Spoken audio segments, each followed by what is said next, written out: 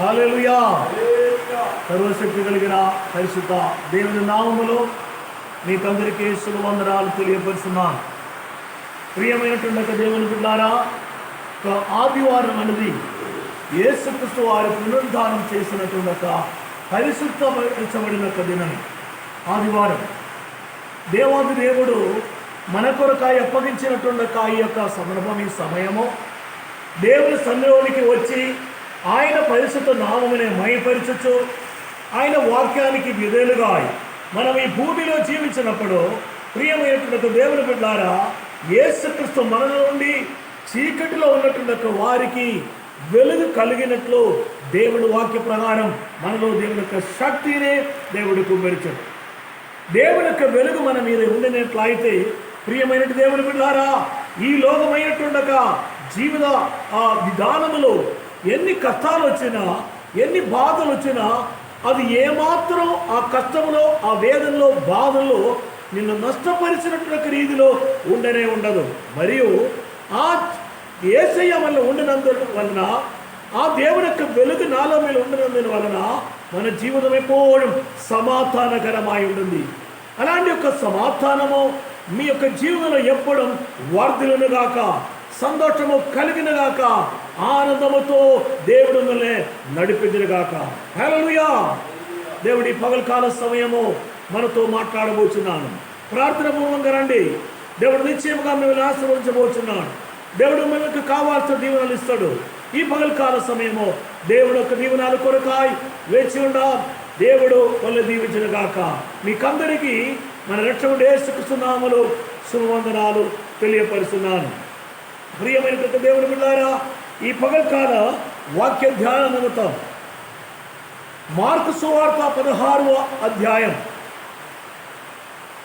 16, 17 వచనమును చదివినట్లయితే దేవాది దేవుడు మనల్ని ఉద్దేశించి మనతో ఈరోజు మాట్లాడబోతున్నారు. ఇక్కడ రాయబడింది, నమ్మి బాప్తిసం పొందువాడు రక్షింపబడను, నమ్మిన వారికి శిక్ష విధింపబడను. నమ్మిన వారి వలన ఈ సూచక క్రియలు కనబడను. ఏమనగా నా నామమున దయ్యమును వెళ్ళగొడతారు, కొత్త భాషలు మాట్లాడుతారు, పామును ఎత్తి పట్టుకుంటున్నారు, మరణకరమైనది తాగినను అది వారికి హాని చేయదు. రోగుల మీద చేతులుంచినప్పుడు వారు స్వస్థత నొందుదురు. వారితో యేసు ప్రభు చెప్పారు. ప్రియమైనటువంటి దేవుని బిడ్డలారా, నమ్మిన వారికి ఏ శిక్షావిధి లేదు. నువ్వు నమ్మి బాప్తిసం తీసుకున్నట్లు అయితే నువ్వు రక్షించబడుతుంది. అనగా శిక్ష నుండి యొక్క విడుదల నీకు కలుగుతుంది. బైబిల్ రక్షణ గురించియో అదేవిధంగా శిక్షణ గురించియో చాలా చక్కగా బైబిల్లో రాయబడి ఉన్నది. ఎందుకు ప్రియ దేవుని బిడ్డలారా మానవుడిని శిక్షించవలసి వస్తుంది? కారణం, మానవుడు దేవుడైతే మానవుడిని, నరుల్ని యథార్థవంతులుగా సృష్టించాడు. దేవుడు తన సొంత స్వరూపంతో, తన ఛాయలో, తన పోలికలో దేవుడు మానవుని సృష్టించాడని పరిశుద్ధ బైబిల్ చెబుతుంది. అయితే మనుషులు ఏం చేస్తున్నారంటే వారి యొక్క యథార్థతనే మరచి, వారు నరులు యథార్థనే మరచి దేవునికి ఇష్టలేనటువంటి కార్యాలు చేశాడు. ఒకసారి మనము ప్రసంగి గ్రంథము 7వ అధ్యాయం 29 వాక్యం మనం చూసినట్లయితే, ప్రసంగి గ్రంథం 7వ అధ్యాయం 29లో రాయబడింది, ఏమనగా దేవుడు నరులను యథార్థవంతులుగా పుట్టించును, కానీ వారి వివిధమైన తంత్రములను కల్పించుకొని ఉన్నారు. దేవుడు అయితే మనుషుల్ని యథార్థవంతులుగా పుట్టించారండి, యథార్థవంతులుగా సృష్టించాడు. కానీ మానవులు ఏం చేశారు? వారు వివిధమైన తంత్రములను కల్పించుకొని ఉన్నారు. ఇది దేవుడికు తన హృదయంలో నొచ్చినట్టు అయింది. వారి వివిధమైన తంత్రాలు కల్పించుకున్న వారుగా ఉన్నారు. యథార్థవంతులుగా దేవుడు మానవులు సృష్టించారండి. నీ యథార్థపరుడుగా ఉండము అని. ఎందుకంటే యథార్థముగా ప్రవర్తించినటువంటి వారికి ఇప్పటి కాలంలో ఈ భూమి మీదే ఎటువంటి విలువైనది లేదు. కారణం, ఈ భూమి అపవాది సైతాన్ యొక్క కంట్రోల్ ఉన్నది కనుక యథార్థముగా ప్రవర్తించిన వారు భూమి మీదే విలువలేనటువంటి వారిగా మారారు. కానీ దేవుని వాక్యం ఏం చెప్తుందండి, నీ యథార్థవంతులుగా ఉన్నప్పుడు నీ మీదే దేవునికి ఆశీర్వాదాలు చాలా కుమ్మరించబడుతుంది. అయితే దేవుడు చదువుగలుగుతారా? ప్రసంగి గ్రంథం 7:29 ఇది ఒకటి మాత్రము నేను కనుగొంటిని, ఏమనగా దేవుడు నరులను యథార్థవంతులుగా పుట్టించను గాని వారి వివిధమైన తంత్రములు కల్పించుకొని ఉన్నారు. ఎందుకని మనం చూస్తే ఇర్మియా గ్రంథం 17:9 మనం ఒకసారి చూసినట్లు అయితే మానవుడు యొక్క హృదయ చిత్రం దేవుడు అక్కడ వర్ణిస్తున్నాడు. వారి యొక్క హృదయము ఏ విధముగా ఉంటుంది, నరుల యొక్క ఆలోచన, నరుల యొక్క హృదయము, నరుల యొక్క ప్రవర్తనము ఏ రీతిలో ఉంటుందని దేవుడే చెబుతున్నారండి. హృదయము అన్నిటికంటే మోసకరమైనది, అది ఘోరమైన వ్యాధి కలది, దాన్నే గ్రహింపగలవాడు ఎవడు? ఇదే ప్రియమైనటువంటి దేవుని బిడ్డలారా, మనుషులు పాపము చేయడానికి కారణమైంది. కారణం, వారి యొక్క హృదయ ఆలోచన ఎప్పటికీ ఘోరముగా ఉంటుంది, చాలా వ్యాధి కలిగిన ఉంటుంది. ఒకసారి ఆదికాండము 6వ అధ్యాయం దాని యొక్క 5వ వాక్యం చదవండి. అక్కడే నరుల గురించి మరి యొక్క విషయము దేవుడు చెప్తున్నాడు. ఎలాగండి, నరుల చెడుతనము భూమి మీద గొప్పదనియు వారి హృదయం యొక్క తలంపులోని ఊహ అంతయు ఎల్లప్పుడూ కేవలం చెడ్డదనియు యెహోవా చూచి దాని భూమి మీద నరులు చేసినందుకు యెహోవా సంతాపం నంది తన హృదయములో నొచ్చుకొనెను. చూశారండి, మన హృదయంలో ఉన్నటువంటి విషయము, మన హృదయంలో ఉన్నటువంటి ఆ అపవిత్రత, ఓ స్తోత్రము, ఇవి అన్నీ స్తోత్రం ప్రియమైనటువంటి దేవుని బిడ్డారా, దేవుడు చూసే వరకు ఇదిగో దేవుని హృదయము నొచ్చుకున్నారట. చాలా వేదన కలిగింది. కారణం, ఇదేమి దేవుడు ఉద్దేశించలేదు. యథార్థవంతులుగా నరులు ఈ భూమి మీదే ఏలాలే, నరులు ఇంత ఆయుషంతో చక్కగా భూమి మీద ఉండాలి అనే యొక్క ఉద్దేశం మాత్రమే దేవునికి ఉండే. కానీ నరుల యొక్క చెడుతనము అది ఘోరమైనదనేది, అది వ్యాధి కలిగినది. ఓ దేవుడు మనుషుల గురించి చెప్తున్నారండి. స్తోత్రము. ఎందుకంటే పాపముతో కూడిన ఆలోచన, దేవునికి ఇష్టలేనటువంటి తలములు, అది మానవునే స్తోత్రకారులుగా దేవుని యొక్క నుండి చాలా దూరం చేస్తుంది.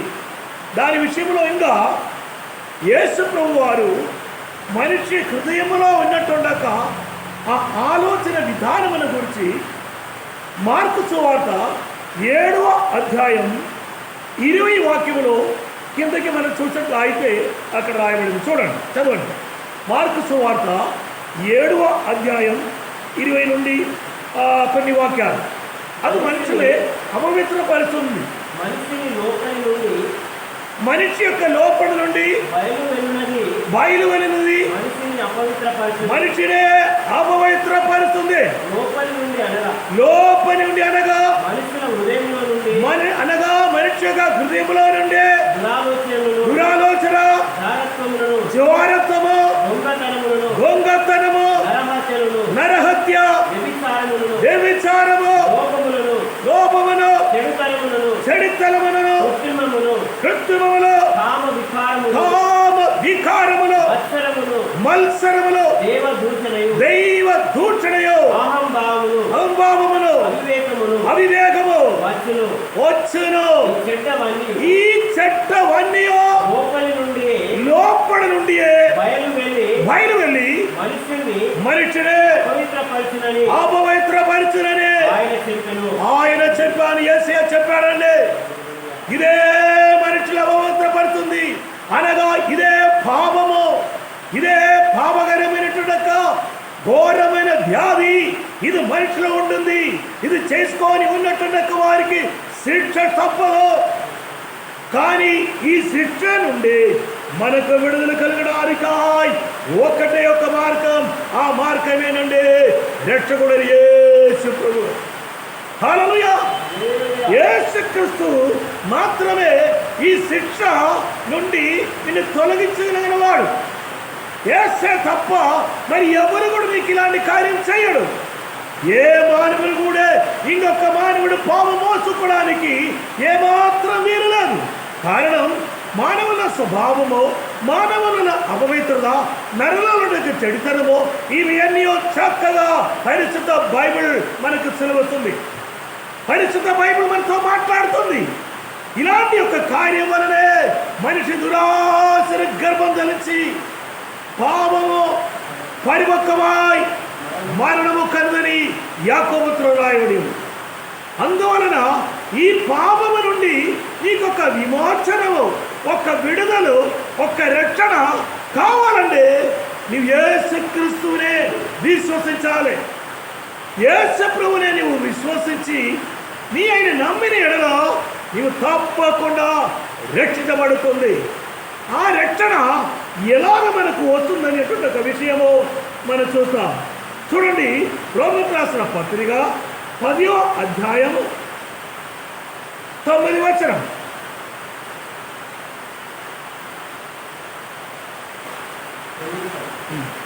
అదేమనగా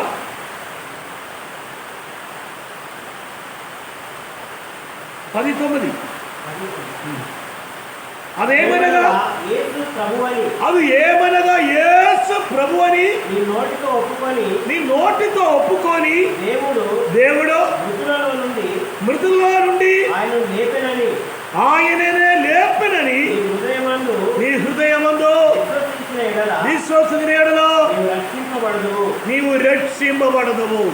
హల్లెలూయా. నీ చేయవలసిన కార్యం ఏంటంటే నీవు నోటితో ఒప్పుకోవాలి. ఏమని ఒప్పుకోవాలి?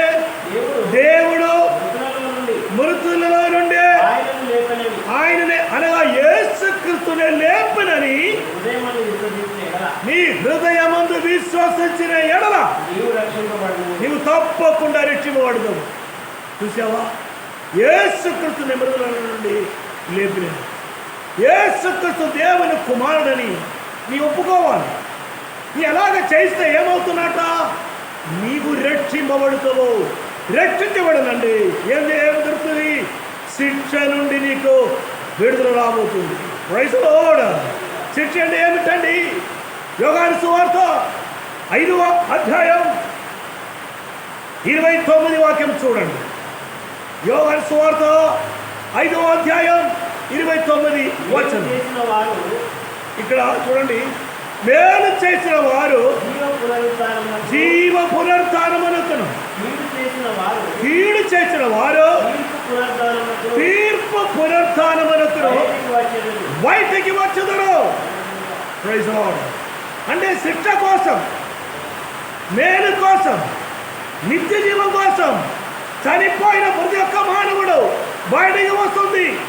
అనగా పాపం చేసినట్టు నరులు అది దేవుడిచ్చిన జీవితం ఏంటంటే మరణం. రోమీయులకు రాసిన పత్రిక 6వ అధ్యాయంలో 23 వాక్యం మనం చూసినట్లయితే పాపం ఒక జీతము మరణమని అక్కడ రాయబడి ఉన్నది. ఏలైనగా పాపం వలన వచ్చే జీతము మరణము. మరణం. అయితే చాలు. చూసారండి, పాపం వలన మనుషులకు వచ్చిన జీతం ఏంటంటే మరణం. అందువలన మానవుడుగా పుట్టిన ప్రతి ఒక్క మానవుడు ఇదిగో భూమి మీదే మరణిస్తున్నారు. ఎందుకు మరణిస్తున్నారంటే పాపం వలనే, చేసిన పాపం వలనే. పాపం ఏమిటో అని, మనుషులు ఏ విధముగా అపవిత్రపరుచునని మార్కు సువార్త 7:21 మనం చూసాం. నరులో పాపం ఉన్న వారుగా దేవుడు సృష్టించలేదండి. ఎప్పుడైతే ఏదైనా తోటంలో పాపం లేనట్టునకు వారుగా ఉండే భగవారు ఎప్పుడైతే దేవునికి ఆజ్ఞను తిరస్కరించావో, దేవుని మాటకి తిరస్కరించినప్పటి నుంచి వారు అపవిత్రులుగా మారింది. అనగా పాపమాలిలో వెళ్ళడం జరిగింది. పాపములకు దాసులుగా మారిపోయినాడన్నమాట.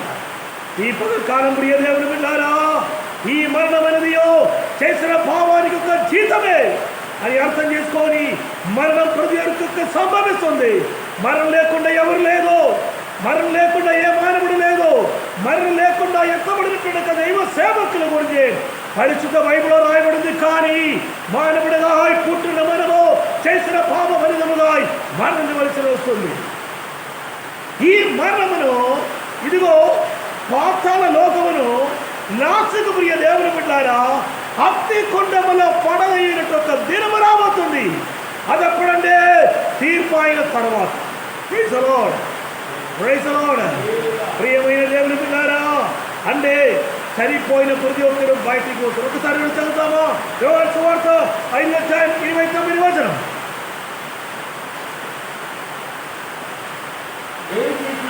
మేలు చేసేవారు జీవ పునరుత్థానముకు, కీడు చేసేవారు తీర్పు పునరుత్థానమునకు బయటికి వచ్చును. అవును ప్రియ దేవుని బిడ్డారా, ప్రతి ఒక్క మానవుడు బయటికి రాబోతున్నారు. చనిపోయిన ప్రతి ఒక్క సమాధి ఇదిగో తెరవబడబోతుంది. ఎక్కడ సమాధి చేయబడ్డా అక్కడ నుండి మనుషులు బయటకు వస్తారని పరిశుద్ధ బైబిల్ చాలా చక్కగా నిజముగా చెప్పుతుంది. ప్రియ దేవుని బిడ్డలారా, ఇదిగో చనిపోయి స్తోత్రం సమాధి చేయబడిన ప్రతి ఒక్క నరులో బయటికి రాబోతుంది. అదెప్పుడంటే యేసు ఒక రెండవ రాకడ సమయములు. ఆ రెండవ రాకడ సమయంలో భూమి మీద నరులు చనిపోయి సమాధి చేయబడినటువంటి వారు లేపబడబోతుందని పరిశుద్ధ బైబిల్ చెప్తుంది. ప్రియమైనటువంటి దేవుని బిడ్డలారా, వర్షం చాలా ఇక్కడ పడుతుంది కనుక ఒకవేళ నా వాయిస్ మీకు క్లియర్ కావట్లేదు కావచ్చు. స్తోత్రం, ఈ వర్షం యొక్క సౌండ్ వల్లనే వాయిస్ క్లియర్ లేదు కావచ్చు. స్తోత్రం, ఇక అందువల్లే ప్రాబ్లం వస్తుంది. పడవలేదు కానీ మీరు ధ్యానించండి. రెఫరెన్స్ చాలా చక్కగా మీరు తీసి చదవండి. ఈ సత్యం మీకు అర్థమవుతుంది. అయితే బయటకు వస్తున్నారు. వచ్చిన వారి గురించి ఏం చెప్తున్నారు?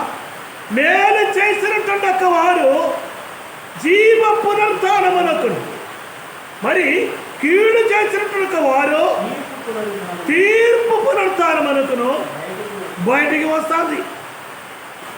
చూడండి, పాపం చేసి చనిపోయాలి, జీతం దొరికింది. ఇంకా దేవుని రాజ్యంలో చేరుకోవాలంటే తీర్పు ఉంటుంది. అది రెట్టించబడిన వారికి తీర్పు లేదండి.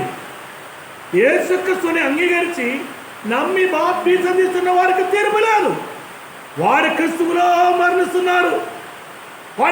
మరణం కాదు వారికి మరణమని చెప్పకూడదు. వారికి ఏంటంటే నిద్ర అని బైబిల్ చెబుతుంది. సేవకుడైనా విశ్వాసి అయినా క్రీస్తువులో ఉండి మరణించినప్పుడు మరణమని లోగా చెప్తుంది. కానీ బైబిల్ చెప్తుండేది మరణం కాదు, నిద్ర. నిద్ర నిద్ర కోసం వారు వెళ్తున్నారు. నిద్ర నుండి వారిని లేపాలి. కానీ క్రీస్తు యేసునే లేకుండా, రక్షణ ఎరగకుండా చనిపోయినట్టు వారు బయటికి వస్తుంది. కానీ వారికి ప్రియ దేవుని బిడ్డలారా తీర్పు అనేది యొక్క సత్యం ఉండదని తెలుసుకోవాలి. ఆ తీర్పు చెప్తుంది కాదా, ఈ లోకములో ఉండి నీవు మేలు చేస్తే నీకు జీవ పునరుత్థానము రాబోతుంది. అనగా నీకు నిత్య జీవం వస్తుంది. యేసుక్రీస్తుని అంగీకరించకుండా నీ ఉండిన ఎడల నీకు తీర్పు వస్తుంది. ఆ తీర్పులో ఎక్కడ కనబడుతుంది అనేటువంటి ఒక విషయం కూడా మనం చూస్తాం. ఒకసారి ఫస్ట్ రోమలకు రాసిన పత్రిక 5వ అధ్యాయం 12 చదవండి. రోమలకు రాసిన పత్రిక 5వ అధ్యాయం 12వ అధ్యాయం 5వ అధ్యాయం 12వ వచనం. 5:12. ఇట్లుండగా ఒక మనిషి ద్వారా పాపము ద్వారా మరణము లోకములో ఎలాగే ప్రవేశించను అలాగుననే మనుషులందరూ పాపము చేసినందున మరణము అందరికీ సంప్రాప్తమైన. చూసారా, అందరి పాపం చేసిన కనుక మరణం కూడా అందరికీ సంప్రాప్తి ఆయన. ఈ మరణము ఒక జీవితం అన్నట్టు, కానీ యథార్థమైన శిక్షా రక్షణ తర్వాత. అది గుర్తించుకోవాలి. రక్షించబడిన వారికి శిక్షావిధి లేదు. రోమలకు రాసిన పత్రిక 8వ అధ్యాయం 1వ వాక్యం ఏం చెప్తుందంటే, ఇప్పుడు క్రీస్తు యేసులో ఉన్న వారికి ఏ శిక్షావిధి లేదు. క్రీస్తులో ఉన్న వారికి శిక్షావిధి లేదండి. మరి క్రీస్తు యేసులో లేనట్టున్న వారికి శిక్ష తప్పదు. వారికి అది ఘోరమైన శిక్ష వస్తుంది. అదేంటో మనం చూస్తాం. దానికి స్తోత్రము.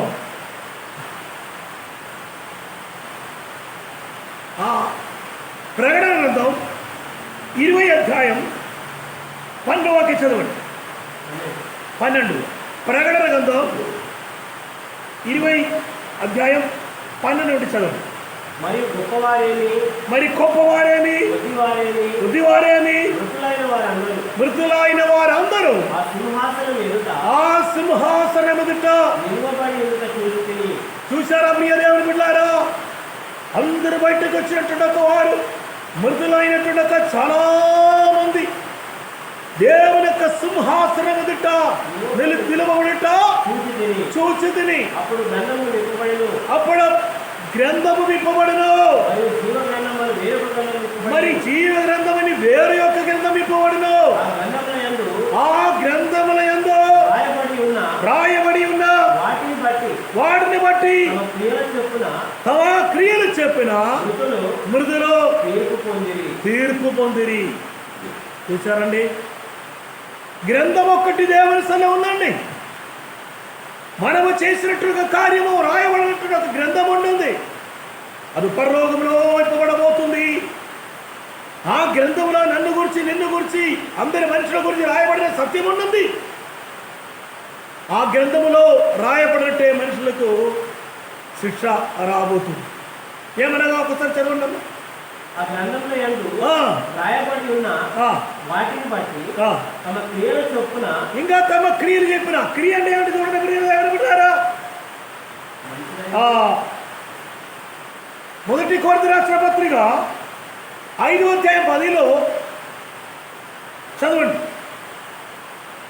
మొదటి కొరింథీ రాసిన పత్రిక 5వ అధ్యాయం 10 వచనం. మనం శరీరముతో జరిపించిన వాటి నిమిత్తము, అది మంచిదైనా సరే చెడ్డదైనా సరే, ప్రతి ఒక్కరూ ప్రతిఫలం పొందాలి. చూడు, మొదటి కొరింథీ రాసిన పత్రిక 5వ అధ్యాయము 10వ వచనం. 5:10 మొదటి కొరింథీ. ఈ లోకపు జాగ్రత్తలైనను అక్కడ గంట వాళ్ళకు మొదటి కొరింథీ చేసేది.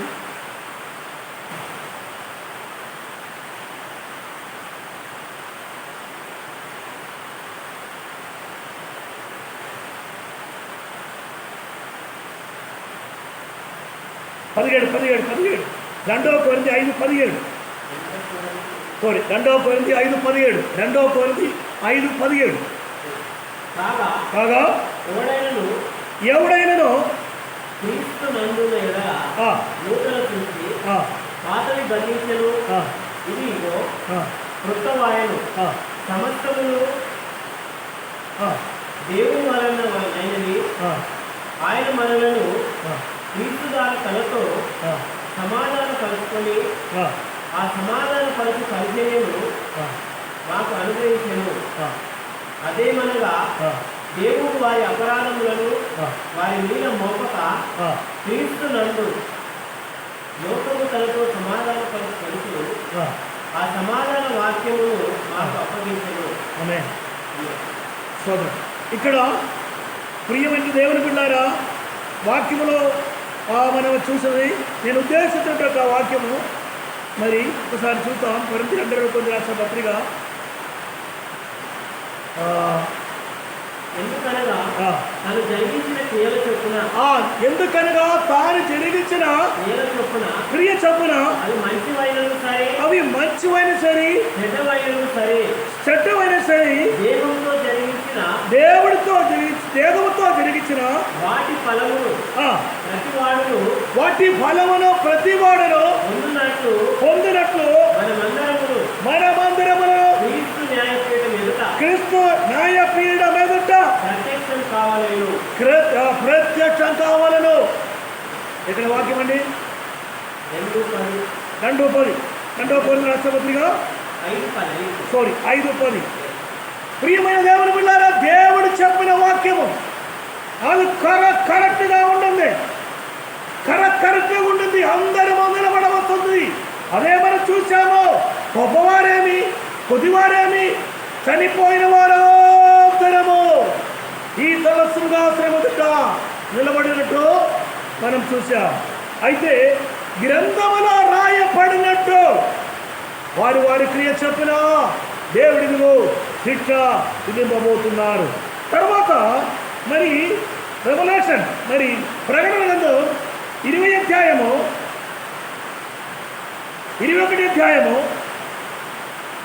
8 వాక్యం చదవండి. పిరికివారు అవిశ్వాసులు అసహ్యులను నరహంతకులను వ్యభిచారులను మాంత్రికులను విగ్రహారాధకులను అబద్ధికులందరూ అంతిగంధకముతో మండి ఉండములో పాలు పొందుదురు. ఇది రెండవ మరణం. ఇదే ప్రియమైనటువంటి దేవుని బిడ్డలారా శిక్ష. రెండవ మరణమైనటువంటి శిక్షకి ఇదే. పాపం జీవితం మరణమే, అది నీకు వచ్చింది, అదే చనిపోయిన వారికి అందరికి వస్తుంది. కానీ శిక్ష కాదు, అది మరణమే. కానీ దేవుని బిడ్డలైనటువంటి విషయంలో స్తోత్రము అనగా రక్షించబడిన వారి విషయంలో మరణం కాదు, అది నిద్ర అని చెప్పుతుంది బైబిల్. క్రీస్తు యేసు లేని వారికి అది మరణము, అది జీతము, మరణం వారికి వస్తుంది. కానీ క్రీస్తులో ఉన్నటువంటి వారికి మరణం కాదు, నిద్ర అని వాక్యం చెప్తుంది. ఇవి రెండు కూడా కూర్చి మనం చూసినప్పుడు ప్రియులారా శిక్ష తప్పదు. ఎవరికి? యేసులో లేని వారికి, స్తోత్రం రక్షపడకున్న వారికి. అందుకనే సువార్త చెప్తుంది, యేసు నిజమైన దేవుడు. ఎలాగ మన శిక్షను తప్పించాడు ఆయనే స్వయముగా మన కొరకాయ్ కాల్వరి శిలువలో రక్తము గార్చారండి. ఆయన రక్తము చేత మనకు పాపక్షమ దొరుకుతుంది. ఆయన నామమును బట్టి నీకు స్వస్థత కలుగుతుంది. ఈ పగకాల సమయంలో నీవు ఆయన నమ్మిన ఎడలో నీకు శిక్షావధి ఉండదు. నమ్ముకోవాలి, జీవిస్తే నీకు మంచి ప్రతిఫలం రాబోతుంది. ప్రతిఫలం గురించి చాలా విషయాలు బైబిల్ బాగా చక్కగా తేటగా రాయబడి ఉన్నది.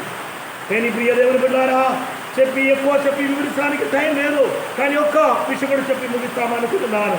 ప్రకటన గ్రంథం 21 అధ్యాయము 27 వాక్యం చదవండి. ప్రకటన గ్రంథం 21 అధ్యాయము 27వ వచనం. రాయబడిన వారే దానిలో ప్రవేశించరు గాని నిషిద్ధమైనదైనను అసాధ్యమైన దానిని అబద్ధమైన దానిని జరిగించి వాడైనను దానిలోనికి ప్రవేశించను. ఒకసారి గట్టిగా గొర్రెపిల్ల యొక్క జీవ గ్రంథమందు రాయబడిన వారే దానిలో ప్రవేశించరు కానీ నిషిద్ధమైనను అసహ్యమైన దానిని జరిగించి వాడైనను దానిలోనికి ప్రవేశింపడు. ఇప్పుడు అర్థమైంది కదా. అబద్ధ ప్రవక్తలు లేక అశుద్ధ కార్యాలు చేసిన వారు అపవిత్రులు ఎవ్వరికి ఛాన్స్ లేదండి. కానీ పరిశుద్ధంగా ఉన్నవారు ఆ రాజ్యంలోనికి ప్రవేశించడం. 22 అధ్యాయం 17 వచనం. అదే ప్రకటన 22:17. ఆత్మయో పెళ్లి కుమార్తెయు ఆ, రంగు అని చెప్పుతున్నారు. ఉమ్, వినువాడును రంగు అని చెప్పవలను. ఆ, తప్పిపోయిన వారికి ఆ. వారిని రానివు, ఆ, ఇచ్చయించు వారిని ఆ. జీవ జలములు ఆ. ఉచితంగా పుచ్చుకొని నిన్ను. అంటే అర్థం ఏమిటి? అర్థం ఏంటి ప్రియదేవుని పిల్లారా? అర్థం ఏంటంటే రక్షణ అనేది నీకు ఉచితముగా దొరుకుతుంది. దానికి డబ్బు అవసరం లేదు, కొండ ఎక్కడం అవసరం లేదు, నిన్ను నీవే పొడుచుకోవడం అవసరం లేదు, నిన్ను నీవే గాయపరచడం అవసరం లేదు. ఇదిగో అది నీకు దొరుకుతుంది అని అర్థం. అది ఉచితంగా. ఈ రక్షణ కొరకాయ్ రండి, ఈ సంతోషం కొరకాయ్ రండి, ఈ రక్షణ కొరకాయ యేసు ప్రభువు వారు నిన్ను పిలుస్తున్నారు. ఈ రక్షణ కొరకాయే ఆయన నీ కొరకాయ రక్తం కార్చాడు. ఈ రక్షణ నిమిత్తమే ఆయన మరణం నుండి తిరిగి లేచాడు. ఇదిగో వెనుక తీర్మించడకు నీకు మంచి కార్యం ఇదిగో దేవుడు చేస్తున్నాడు కనుక ఈ పగకాలం యేసుక్రీస్తునే నీ స్తోత్రము రక్షకుడుగా అంగీకరిస్తే నీకు రక్షణ దొరుకుతుంది. యేసుక్రీస్తునే నీ నమ్మితే నీకు సమాధానం కలుగుతుంది. యేసు నామములో నీకు స్వస్థత, యేసు రక్తం చేత నీకు పాపక్షమ దొరుకుతుంది కనుక ఈ పగకాలం యేసునే నమ్మండి, యేసుని విశ్వసించండి. అప్పుడు నీకు మేలు వస్తుంది. తల్ల వచ్చట్లు అయితే నేను ప్రార్థన చేశాను. ఈ ప్రార్థన ఏకీభవించండి. యేసయ్యా, నేను ఒక పాపిని, నేను పాపిస్తున్నాను, నన్ను క్షమించుము, నన్ను కడుగుము, నీ బిడ్డగా చెయ్యి. రాబోవు దినముల శిక్ష నుండి యేసయ్యా నన్ను తప్పించమని ఈ రోజు నీ ప్రార్థన చేస్తే శిక్ష తప్పుతుంది, రక్షణ వస్తుంది, నిత్య జీవం కలుగుతుంది. ఇంకా ప్రియ దేవుని పిల్లారా, ఆ యేసు ప్రభు రక్షించబడిన కనుక ఇదిగో రాబోతున్నాడు. దాని గురించి తర్వాత ఎప్పుడైనా చెప్తాం. కానీ ఆ రెండో రాకడ సమయం కొరకాయ ఎవరు ఎత్తబడుతుందండి? పరిశుద్ధంగా ఉన్నవారు, యేసుక్రీస్తుని అంగీకరించిన వారు, నమ్మి బాప్తిసం తీసుకున్న వారు, వారు తప్పకుండా ఎత్తబడబోతుంది. ఆ టైం ఆసన్నమైంది. కాబట్టి నిన్ను నీవు సిద్ధపడుచుకొని నీవు దేవుని రాజ్యంలో ప్రవేశించడానికాయ్ నిన్ను నీవు సిద్ధపరచుకో. ఈ దేవుని రాజ్యంలో ప్రవేశించడానికాయ్ నిన్ను నీవే సమర్పించుకో. ఇప్పుడు యేసయ్య నీకు సమీపంలో ఉన్నాడు. నిన్ను ముడతారు, నిన్ను తాకుతారు, నిన్ను స్వస్థత కూడా దేవుడు కలుగజేశాడు.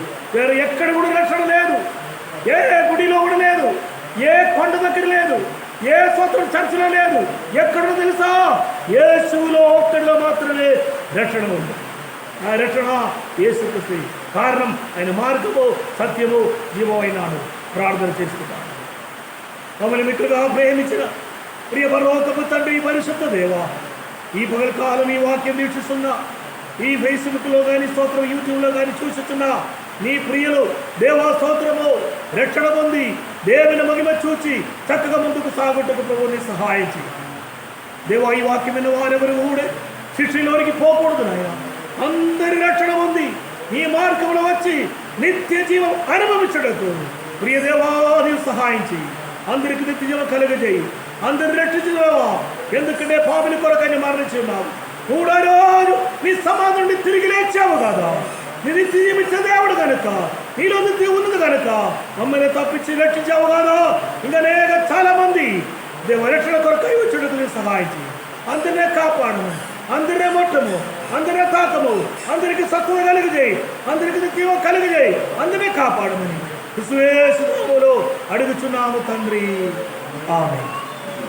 మంచిదే ప్రియ దేవుని బిడ్డలారా, ఈ వాక్యముని మీరు గ్రహించి విశ్వాసంలోనికి రండి.